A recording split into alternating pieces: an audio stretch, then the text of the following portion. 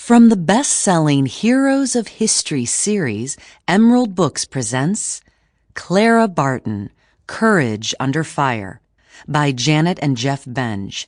Read for you by Rebecca Gallagher.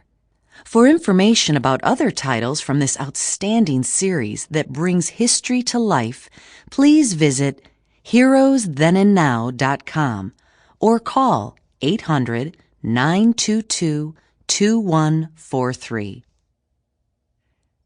Chapter 1. Over the River. Clara Barton grabbed a wad of cotton and held it to the soldier's face, or what was left of it. Half of it was a gaping hole, blown away by a bullet.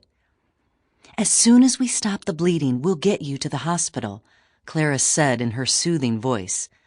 The soldier looked into her eyes and nodded. Just then a messenger arrived at the aid station.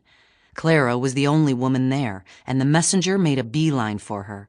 He handed her a blood-stained note, which she unfolded quickly and read, "Come to me. Your place is here. Dr. Cutter." "Where is Dr. Cutter?" Clara asked the messenger. "In the thick of the fighting over the river in Fredericksburg, ma'am," he replied. "Then I shall go to him immediately," Clara said. As Clara spoke, George, her assistant, grabbed her hand. His voice was thick with urgency. "You cannot cross the Rappahannock," he exclaimed. "Let me go in your place." Clara smiled at him. He had become a loyal friend. "George, I must go. The doctor has asked for me. You cannot go in my place, but you can go with me if you like." "Yes, ma'am," George replied. "I certainly would." Soon the two of them were picking their way across the pontoon bridge to the other side of the Rappahannock River.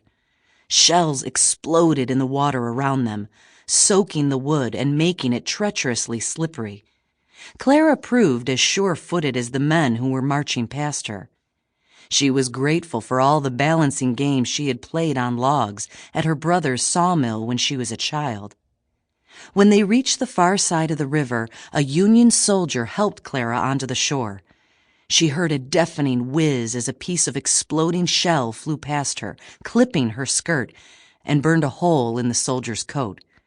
She took a deep breath and then asked the soldier where Dr. Cutter was. "Over there, in that two-story house with the green trim," he replied. "I hope you make it up there in one piece. I am sorry I cannot accompany you, but I have been stationed here at the bridge." "I will be all right," Clara replied, as she and George started walking up the hill. George had already crossed the street when a regiment of Union soldiers marched into view. Clara stopped to wait for them to pass.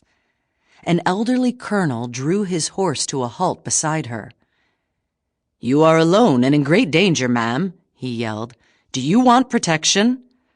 Clara smiled up at him. He obviously thought she was a woman from Fredericksburg who had not noticed that a war was being fought in her front yard. "Thank you very much," she replied, "but I believe I am the best protected woman in the United States."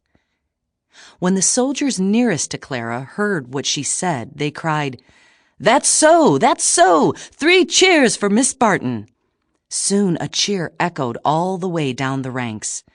It appeared the colonel was the only one who had not realized who she was.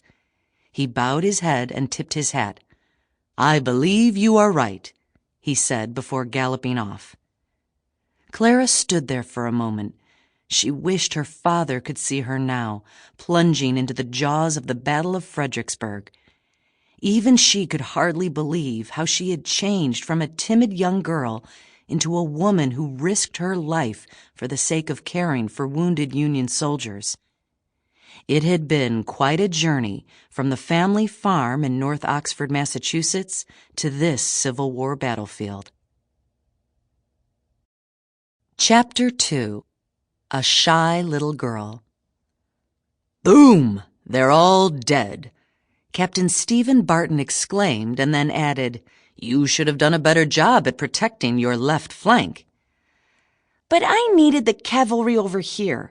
I was going to attack your infantrymen," Clara replied indignantly as she looked at the battle scenes spread out on the rug she and her father were sitting on. She often played war games with her Sample complete. Ready to continue?